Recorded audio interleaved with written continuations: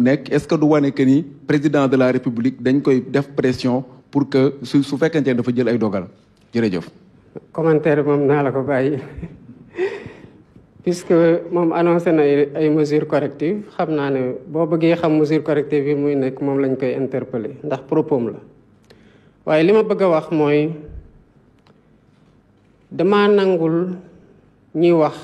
que ñu bokk ak man langue wala ñu bokk ci sax kuje gi ñu bañ a d'accord ak man ci li nga xamante ne moom laay teg comme ay acte bés bu ne te ñu am droit tamit wax ko que mu nekk opposition que mu nekk samay propre partisan dañu am droit am désaccord ak li nga xamante ne maa koy poser comme acte parce que dañ maa dénk lu ñëpp bokk ñëpp a teg ci seen bët war ko watu am ci seen kàddu en tant que citoyen loolu mooy démocratie ma nangul ko ñëpp nag li ma bëgg a wax rek ci coow li puisque coow am na mooy dafa am fu ñu jëlee Sénégal wax naa ko sànq ci message bi ma doon def te lu ko waral mooy wooteeg jàmm dafa am fu ñu jóge am ay féewaloo avant élection njaboot gi sax biir famille ñu ne am na ñoo xamante ne ay frère ak i sœur ay waajur ak i doom waxatuñ ndax politique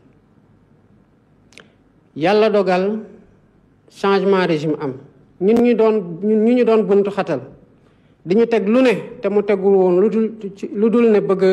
téye sa nguur ñu am matug am esprit de dépassement ki nga xamante ne bokk na ci ñi gën a sonn muy président Pastef premier ministre actuellement Ousmane Sonko taxaw Grand Théâtre ne lépp loo xamante ne def nañ ko moom ci boppam baale na ko muy jëfu jullit ndax ku ko xam-xam ne bëri na lu muy wax ne royukaayam ci wàllu politique yonant bi la sallallahu alayhi wa sallam te lu ne teg nañ ko mu am doole fayu baale waaye foofu sax sori na Afrique du Sud gii bi apartheid amee ñu def seen commission vérité et réconciliation esprit de dépassement Mandela bañ a fayantu moo tax jàmm am tey ba sax fa ci Afrique du Sud kon ki nga xamante ne baale na ne baal naa lépp luñ ma def lépp luñ ko def ak nu mu metti metti la ak nu kàddu gu ñaaw ñaaw ak luñ ko teg te yàlla xam na ne daj na mu amaat leneen loo xamante ne dañ ko war a sóoraale ci projet bi nga xamante ne moom la ñuy jaay Sénégalais yi ba ñu jënd ko teg ñu ci kaw réew mi mooy dañ ñun ñoo wax ne dañuy def appel à candidature ci poste yi commencé na ak la commission nationale des droits de l'homme projet de loi bi ma ñëwee fekk naa ko assemblée nationale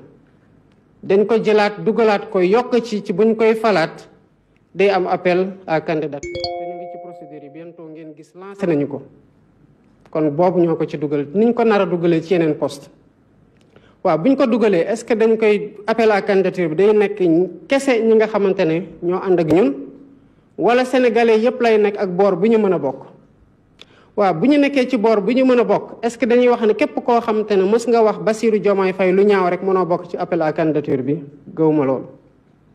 li ma gëm kon appel à candidature mën na ubbi jur ay nit waxoon ci ñun lu ñaaw tegoon ñu sax lu méttee waaye commission buy analyser dossiers yi nangul leen ne ñoo gën a xarañ ñu jël leen teg leen est-ce que bu boobaa dañuy wax ne ñii dañu doon wax lu ñaaw donte ñoo gañe nañ leen tegg fu ñu nekk gëwuma loolu li ci tegu nag mooy dama nekk kaso ñu teg coalition bi ci base bi ñëpp xamoon nañ du pour man pour suñu candidat bu ñu gàllankoor la woon bi ñu demee ba mënatul dem ñu teg ma coalition bi doon coalition Diomaye président ma ñëw fekk fa ay nit ñu bari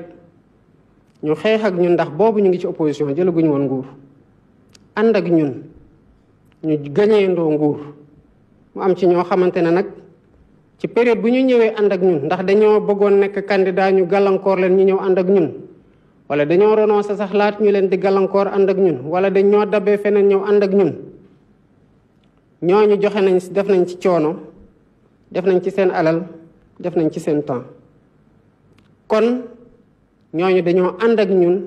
xeexandoog ñun ak fuñ ñu mën a dabee ba ñu am nguur kon ñooñu kenn mënul wax ne dañoo transhumé kon buñ ci falee kenn